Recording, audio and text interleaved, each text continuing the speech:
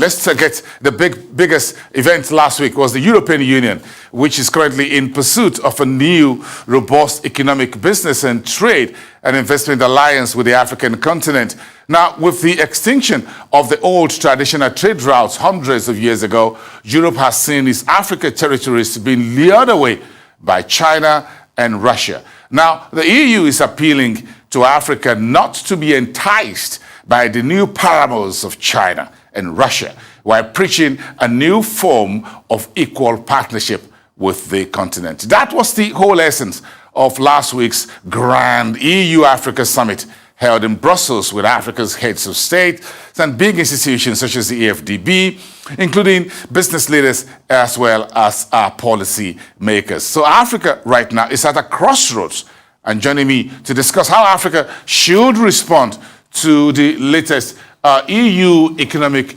overtures is a development economist. It's been a very tough time for the EU. Take a quick look at some statistics. EU was the largest trade partner with about 33% of exports to Africa in 2020, despite the pandemic, 31% of imports from non-African countries, and the trade surplus for that year was around 24 billion euros. If you look at 2021, which of course is the year after, EU exports increased by 21 billion euros to the continent, imports increased by 14 billion, while trade surplus went down to about 4 billion euros. We're going to talk to these numbers now that Europe wants Africa to remain in his kitty and to push aside the Chinese and the Russians. So what is this oiling all about? Professor Ken Ife is joining me from Abuja Studios. Good to see you again on the show tonight, Professor Ken Ife. It's good to have you. We appreciate your time. Oh, thank you for having me. Africa is the bride right now, and suitors are coming in left, right, and center. Last week, it was the turn of the European Union to say, I love you, to us here on the continent. Give me the summary of that 2 days event in your opinion in Brussels. I think this is genuine love, and I can see a consummation of this marriage in the gates of heaven. I think the critical thing is that we have been well represented by our heads of states. They have gone there not to beg for aid, but to talk about business, genuine partnership. And all the 8 areas that have been identified are followed by a rigorous program that will build this capacity of Africa businesses and African economy to support itself.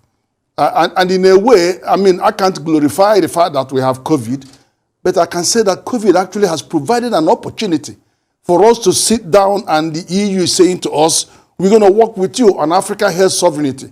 We're going to work with you on common agenda for manufacturing vaccines, all kinds of diagnostics and therapeutics. That is building our capacity to trade and to produce the products that are founded on our agroecology. I think it's incredible. We're no longer talking about subsidies, aid for trade. We've gone past that right now, and it's good news. Well, the EU is asking Africa to stay close to Europe as its traditional allies instead of Russia and China. But has Africa ever gotten a good deal with the EU, by the way? You're painting a very rosy picture. But has it always been rosy, Professor? No, it hasn't ever been rosy, to be honest with you. I mean, the economic partnership agreements that are still there, some of them have not been signed completely. I mean, Nigeria hasn't signed. And we have issues. We have issues around the subsidy. We have issues on the accumulation, rules of origin. And now Africa is now a single economic entity, AFCTA. So it's a different ballgame. Professor Ken, sorry to cut it. Is Europe scared of the AFCFTA that for the first time in decades, we are beginning to speak with one voice, and then looking at the hands of friendship from China and Russia, and the Americans are not giving up as well. So is that the reason for this new love expression, economically speaking, from Brussels, France, Paris, whatever, to Africa. Is that the case here, or they really genuinely believe that we are equal partners? The thing is that this is a product of the circumstances. And of course, you know the tension and the economic disparity. You know America has its issues with China, and Russia has its issues with Europe, and everybody's looking into the future. And Africa represents the future. The opportunities in Africa to do business and to prosperity and growth. You know, we have the momentum for growth. And that's why we are a beautiful bride. And they're saying to you that we are your closest neighbor, we are your traditional partners, we want to seal this marriage. And I'm telling you, this is not empty talk. It's real solid programs that if we translate them into action plan, Africa will be transformed. A few years ago, Professor, that we had this same EU-Africa summit, whatever, and there were 63 points of agreement, kind of, that was there. Had Europe been faithful to us as a suitor so far that we can trust the French, the German, everybody else, the Spanish? Can we trust the EU? Can Africa trust them this time around? I don't think they're asking you to trust them. They are giving you an offer that you cannot refuse. When somebody says to you, all right, I know we've been dancing about this all over. We've told you to just focus on raw material and give it to us. We'll process them, keep the job, and then send it for you to consume. When you send the raw material, they return them. They reject them because it doesn't meet this requirement, ABC requirements. You tell them, okay, instead of giving us all this aid, can we use this aid to improve trade and build trade capacity? They're talking about, it's okay, why don't you just remove your subsidy so that our prices will be competitive? And you have issues, many of them won't. Their farmers won't let them. So all of these issues have been swept aside. I'm telling you, Boasen, believe you me, this document is the foundation of an economic future for Africa. You're sounding very optimistic. I want you to take it. Yeah, you sounding very optimistic. Look at it at its face value. Yeah. Okay, so what should be the deciding factor of Africa's economic diplomacy on our own side? We know what the Europeans want. What do we want in Africa? How should we negotiate? Are we negotiating right?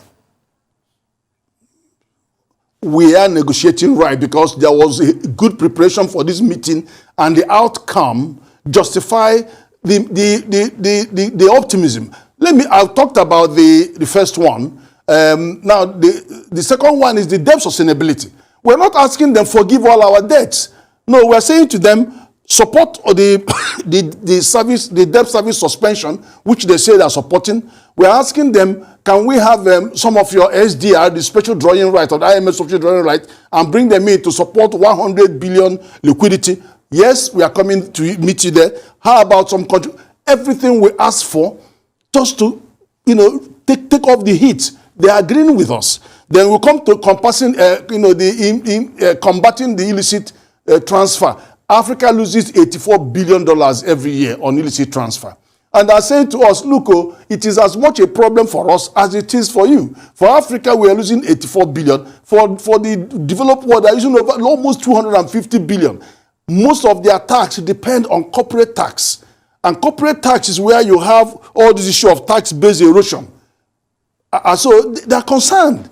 So we are collaborating all the tax, because the multinational companies are using the tax differences to manipulate the system. So we are working together now as constructive partner. And on remittances, they say, well, yeah, for transparent remittances, we'll support you. We'll force a reduction in the cost of transfer. Take it, every issue, EU investment, EU Africa investment, they put 150 billion on the table. Not as grant, but to use it to develop knowledge transfer partnership, voluntary transfer of technology, and then focus on health, focus on education. They're putting it straight into building capacity. So it's not just about give it to me. It's a grant. No. We're talking business in equal terms. Professor Kenife, we'll come back after the break, because with as sweet as this deal looks to you, the Chinese and the Russians also have something on the table. The question is, should we take it or we should leave it? We'll be right back, everyone.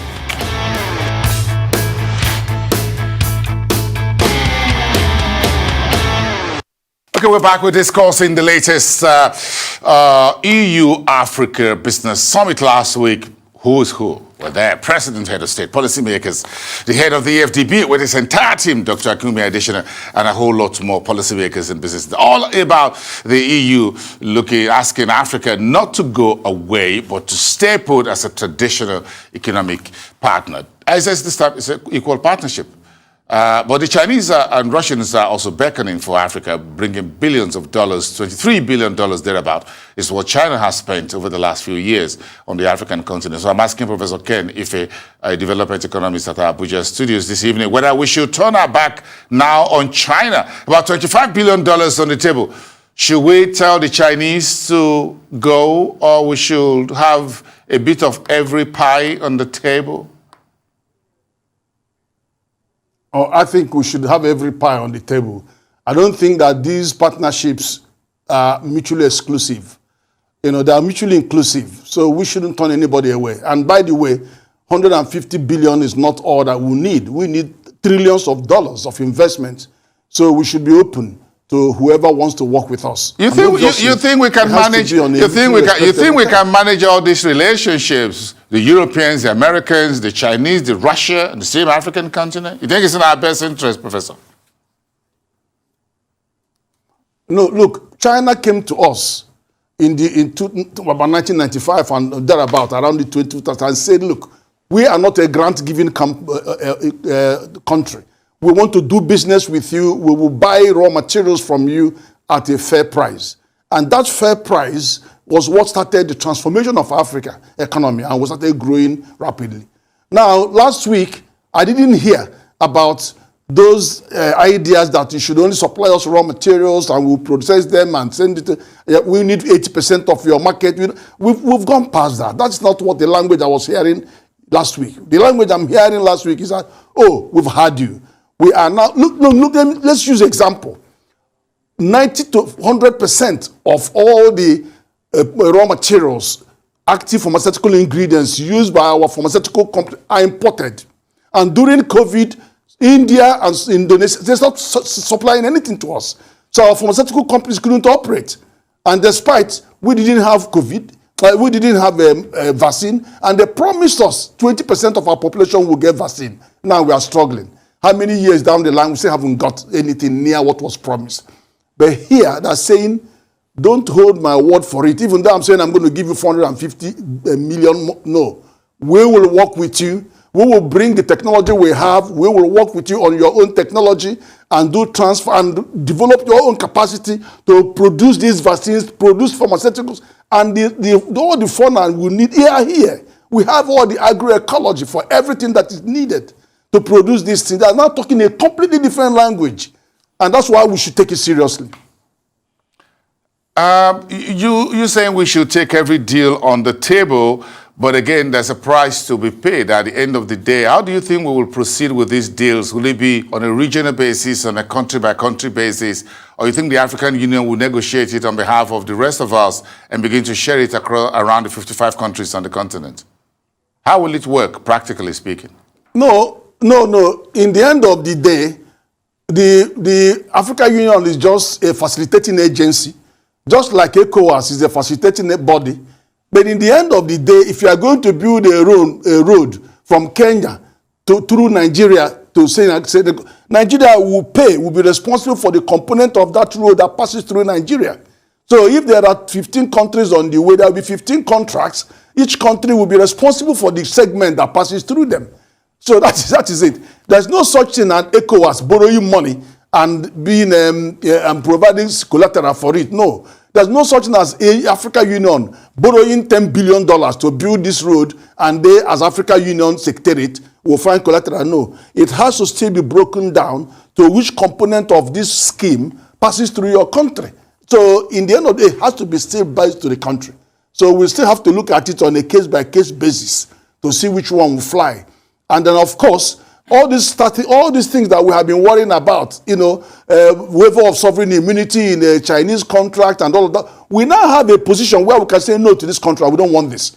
That doesn't fit. We can now say no to some proposals and now say, look at what we're doing with Europe. I think what we have got with Europe last week is a standard template that we should put in front of any bloc that wants to do business with Africa. to say this is the prism through which we want to look at your proposal. But my final note, Professor, if you look at Africa as a whole, what sectors do you think we should ask the Europeans to partner with us and very quickly? Well, you cannot dictate because it has to be, there are several sectors. There's no sector you will say, work only on this. It's all going to be still down to what the comparative advantage for each country that is in which area, because some people are more advanced in some area than some. Nigeria's infrastructure is so key, and human resource development is also, so we have different strengths and different opportunities. So they have to look at what you can support, where there's a solid business case. It's not grant. That you are saying, okay, give us grant only here. No, it's business. So whatever business proposition that makes sense, that is bankable in any segment or sector or subsector, they may want to support that. Professor Ken, if a development economist, we thank you so much for your time. As always, have a wonderful evening there in Abuja, discussing the latest EU-African Union summit, a new handshake across the Mediterranean of Africa by the EU.